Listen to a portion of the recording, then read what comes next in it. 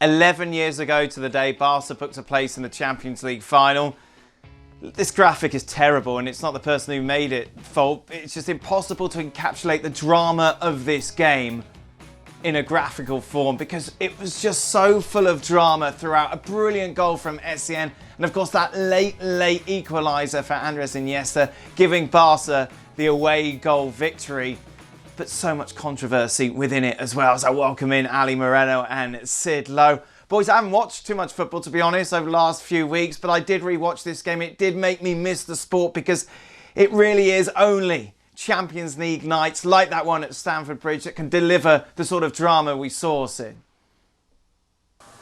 Yeah, and I'm glad that you mentioned Michael Essien's goal, because that was a thing that really struck me today watching it back, or at least watching back the highlights. And as you say, the story of this game is all focused on that incredibly dramatic late equaliser that effectively was a winner from Andres Iniesta. It's focused, of course, on the controversy surrounding the possible penalty decisions for Chelsea and the referee Ovrebo. But we forget, I think, the first goal was so good, and we forget because it becomes buried under all of those other layers, under all of those other elements of drama throughout the 90 minutes. And you're right, I know it hurts for Chelsea fans the way it ended, and I know for Barcelona fans it's all about the fact that they got to the final. But actually sometimes there is something to be said for just the enjoyment of the kind of the wildness of the night itself. VAR would have painted a very different story though, Ali. Yes, I hope so. The name of Tom Henning Ovrebo, hasn't been heard since. He was indeed the referee for the night, and I have to tell you, what a night he had. And it's so very difficult to kind of put aside the idea that a referee's decision can change the destiny of a team. And in that particular evening, it was so true that a referee should have made these decisions. Whether you had VAR at the time or not, look, these were egregious handballs. The one by Piqué is a handball 100% of the time, and the one late by Eto'o and the shot by Michael Ballack, who we then see chasing down the referee. And I think that's what made it even more dramatic, that this is in the 90-plus minute.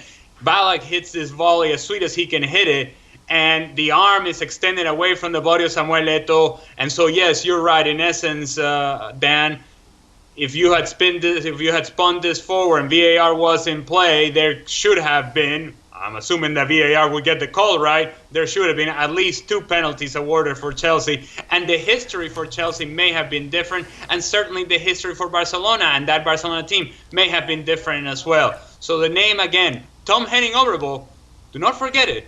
He, on that night, kept Chelsea from advancing.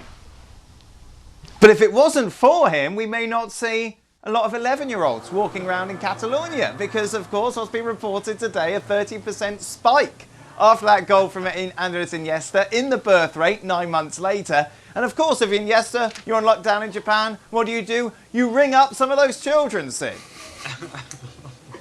Yeah, I absolutely love this story, and admittedly it is a little bit strange when you start to kind of unpack it and work out what's actually happening here. I mean, first of all, let me just kind of slightly contradict what Ali says, in so much as I can assure you, Ali, the name of Ovrebo has not been forgotten in Spain. In fact, it's his name that is all over this game if you're not in Catalonia. Everyone else in Spain talks about him all the time. But yeah, the other man they talk about is Andres Iniesta. A spokeswoman at a hospital in Barcelona said that she'd seen around about a 50% spike, but that was anecdotal evidence. There was then a study carried out which said that, look, we need to be careful about this, we need to not push this too far, but it is true that we can tentatively suggest around about a 16% rise in birth rates because of this. And the study, I really like this because the study was clearly partly tongue-in-cheek. It said, at moments of huge tension and excitement and joy and happiness, you can see spikes in the birth rate. Now, we recognise that some of our researchers who are Barcelona fans may well be a little bit biased, and so there may be some problems with the methodology here. And what we really need to do, of course, is to study this again in a different different event. So hopefully Andres Iniesta can do this again so that we can study it again. Well, as far as Iniesta's concerned, it's happened. And as you say, today he phoned 2 Barcelona fans who were born just after, 9 months after that, at the back end of January the following year. And he didn't phone them up to say happy birthday, because of course it's 9 months until their birthday, but he did phone them up to say hello to them. I'm glad to point out at this stage, though, that the conversation wasn't about what's happened in terms of them coming about, but it was just a Barcelona player phoning up a couple of Barcelona fans whose parents are, obviously, Barcelona fans, and saying, how are you? How's things going? Although one of the parents does say, you know what, it was my older brother who worked it out. When my son was born, he got the calendar, went for it and said, hang on a minute, Iniesta's done this. All right, hold on a second. I got a question for Sid. If that was at the Barcelona and Catalunya level, then what happens when Iniesta scores in the World Cup final for Spain in 2010? I want those numbers. Give me a whole picture. Sid. Don't just give me the Barcelona We haven't picture. got time. We have not got Exactly. to. We're running out of time.